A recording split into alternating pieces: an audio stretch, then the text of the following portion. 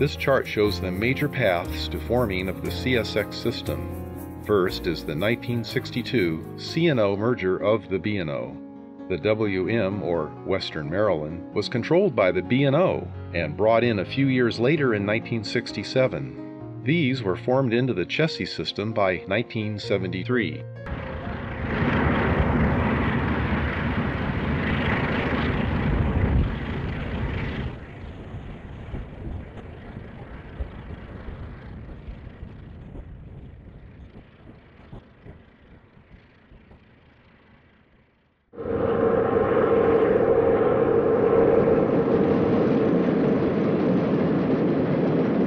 The Chesapeake and Ohio appears on the scene by 1869, a relative newcomer. It was built to connect the city of Richmond, Virginia, to the banks of the Ohio River. The C&O was involved with C.P. Huntington, who was one of the Big Four that built the Central Pacific over Donner Pass out in California. The Ohio River was reached by 1873 near Huntington, West Virginia, named for C.P. Huntington. After an initial stumble, the C&O performed well over the years, and even did well in the Great Depression.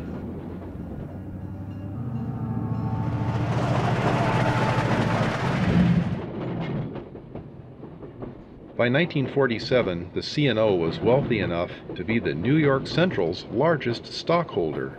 The C&O was always looking for merger partners. This potential merger was spoiled by the Chesapeake and Ohio's CEO, Robert Young, who jumped over to run the New York Central. In another 50 years, the C&O, as the core of CSX, would eventually own the New York Central's main line.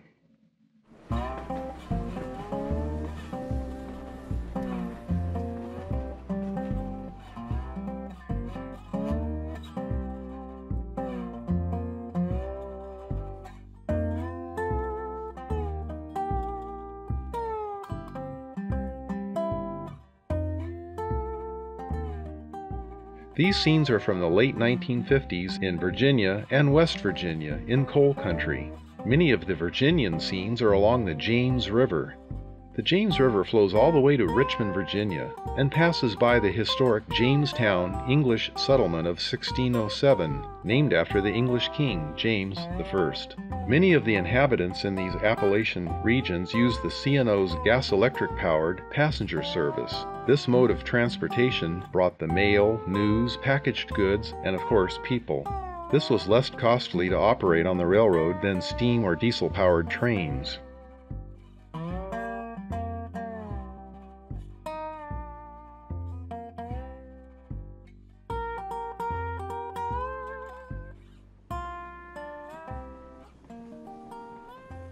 This C&O Brill gas-electric number 9050 is being turned for its return trip. It was capable of towing a few cars that extended its flexibility. The C&O had a total of 6 of this Brill model. What brought the rails here to many of these isolated locations was coal. Coal always seemed to crop up in the most inaccessible parts. The self-reliant inhabitants could outsurvive most any other group in the country, and they were always ready to do the work of working the mines or on the various coal-hauling railroads.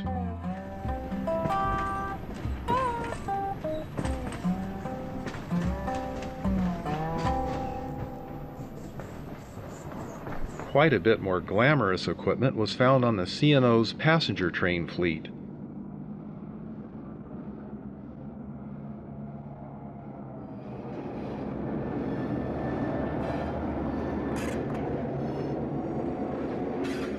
C&O lines in yellow connected passengers from Detroit, Louisville, Cincinnati, and connections to Chicago by the way of the New York Central Railroad, since the C&O main line from Indianapolis to nearly Chicago was used for freight only. Eastward to Washington, D.C. brought forwarding connections north to New York City over the Pennsylvania Railroad.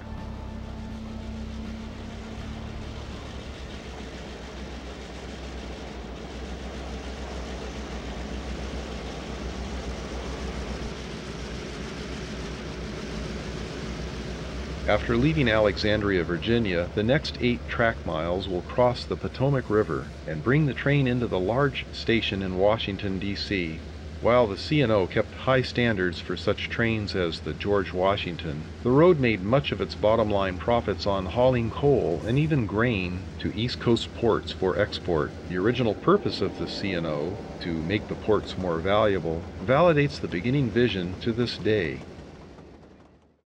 The sunburst paint scheme was applied to some B&O units before the B&O C&O merger. After the merger, the common blue with yellow accents and the B&O's Capitol Dome logo on the nose became the norm.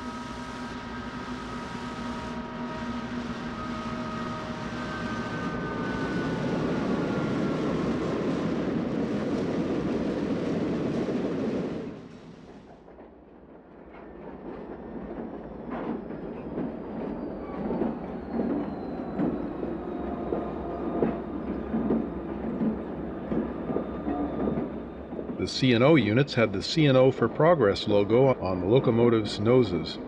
C&O Enhancement Blue and B&O Bando Blue were slightly different. The difference was hard to notice after a little fading with time.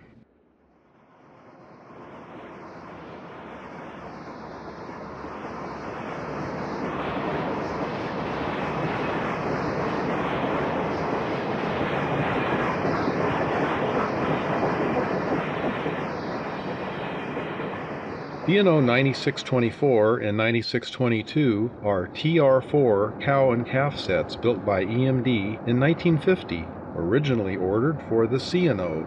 Each TR4 is a mated pair of SW7s, with one being a cabless B unit. These were fine yard and transfer engines with better visibility to aid in spotting crew members giving hand signals during switching moves.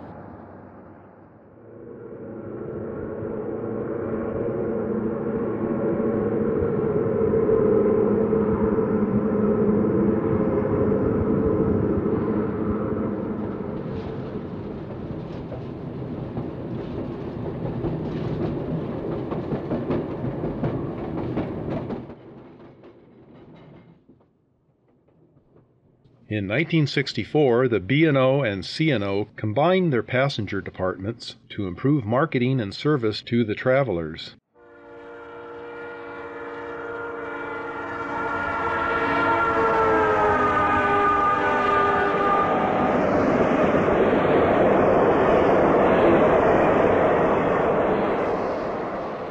You can see from this B&O train that the equipment was pooled between the two roads.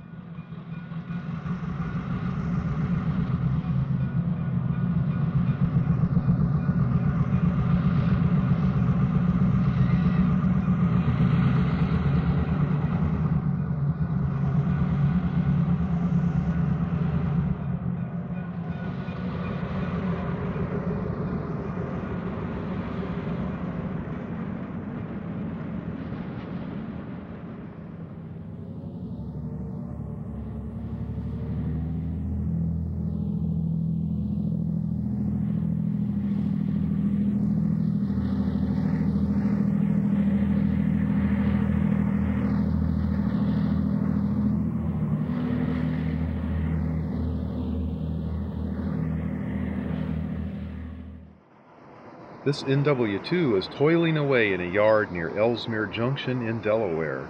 It was transferred to the B&O in 1973 from parent C&O. The days of small 1,000 horsepower switchers like this were drawing to a close.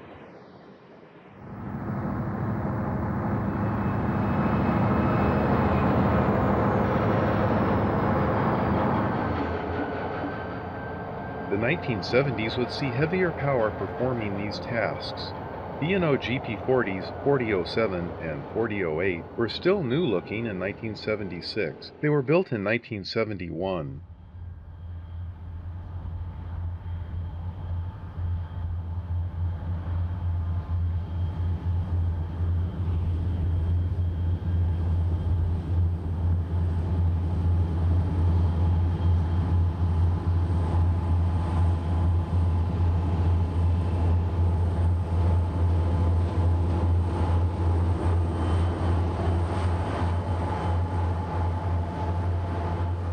The Chessie and C&O power here on B&O tracks mean that the Chessie era is already 2 years old, and merged power is spreading everywhere on the combined lines.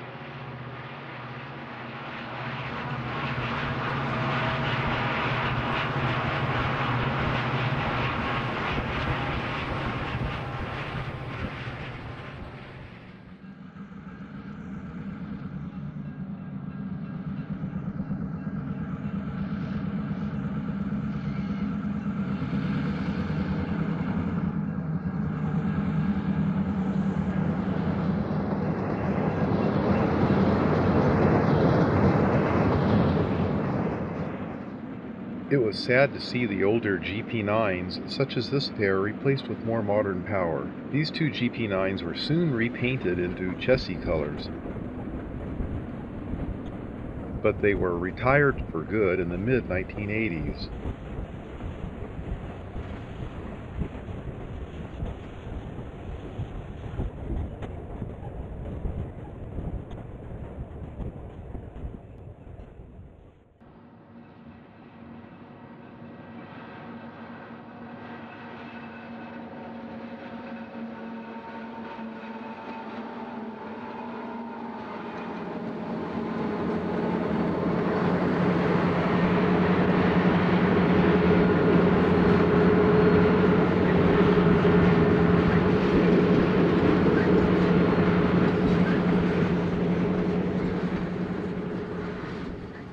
Next we'll see some Western Maryland scenes and see how they came into the Chessie fold. Passenger service was never a big operation on the Western Maryland. The railway was better known as a coal hauling road, and a road that helped link important general freight traffic from Chicago east to Baltimore, Maryland with other partners.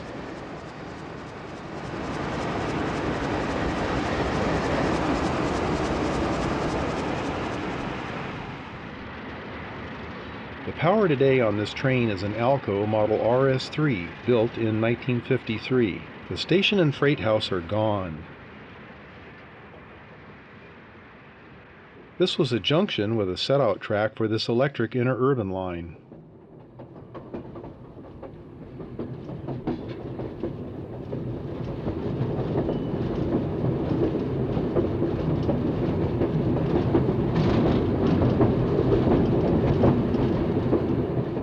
The Potomac Edison was an electric interurban that ran from Hagerstown to Frederick, with a line here to Thurmont, where connections were made with the Western Maryland.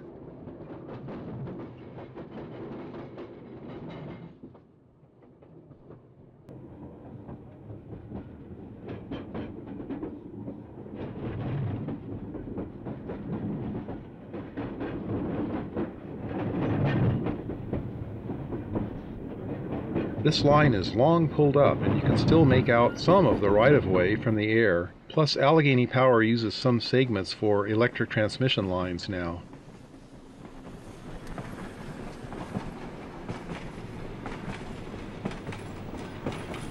Despite being a coal hauling road, the Western Maryland dieselized early and retired their coal-burning steam engines sooner than many other coal hauling roads. This map shows the principal lines of the Western Maryland Railway.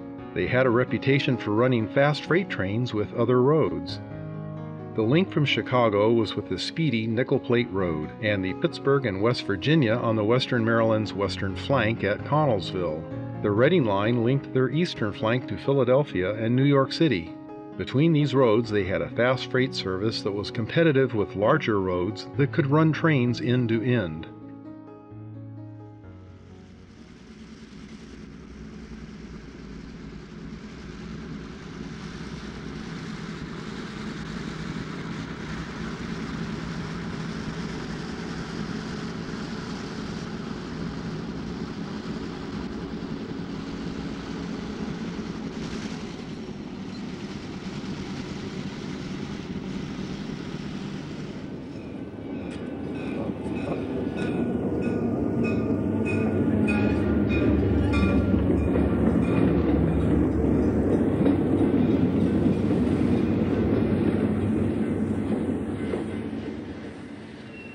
A helper set of pure vintage Alco diesel power moves past and eastbound at Williamsport, Maryland. We'll see the helpers at work on another eastbound train led by B&O 3722.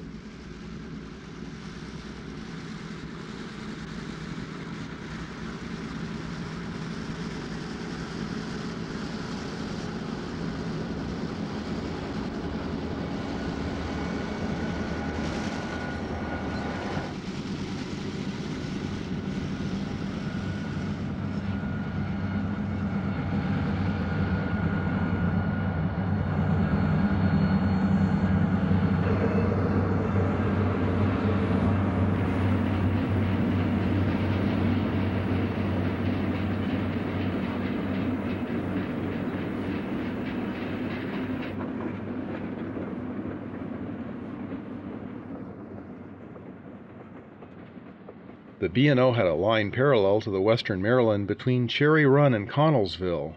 The B&O kept its line and tore out the Western Maryland track. Now it's just a rail trail along the north bank of the Potomac River. Other trackage was nibbled away over the years. As the crow flies, this train came off the B&O main line about 10 miles west of here at Cherry Run by crossing the Potomac River to head east, now on Western Maryland tracks. The Western Maryland had long been owned through stock ownership by the B&O. Although the B&O was a non-voting stock owner to avoid problems with the ICC.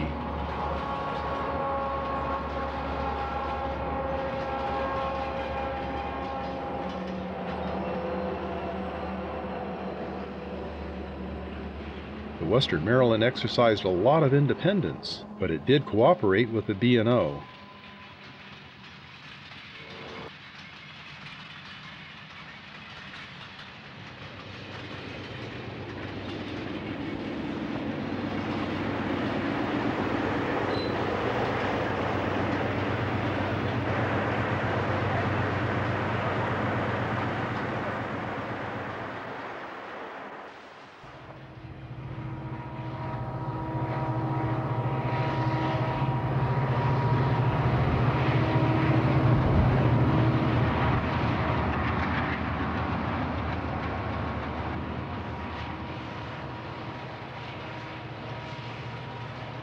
That non-voting problem for the B&O ended shortly after 1966 and the ICC reforms that happened after the B&O-C&O merger of 1962.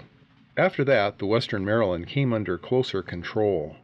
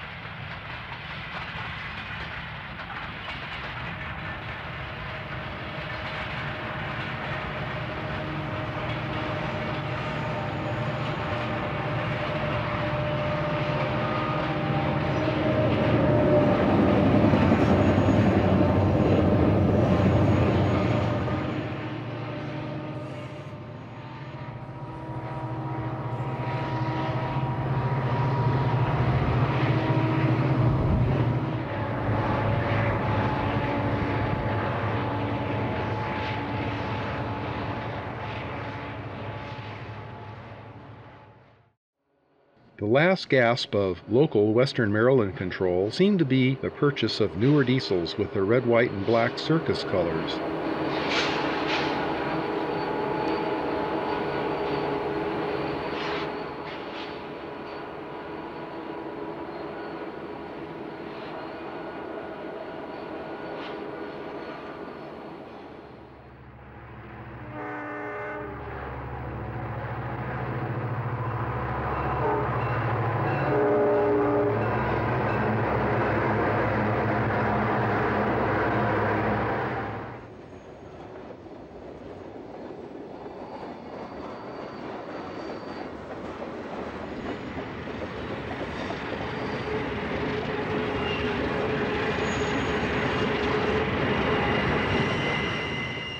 Some of this Western Maryland power looks a bit anachronistic in the early 1970s, but Western Maryland diesels always had a high standard of maintenance. They extracted a long service life out of their equipment with good equipment availability, and that was rare back in those days.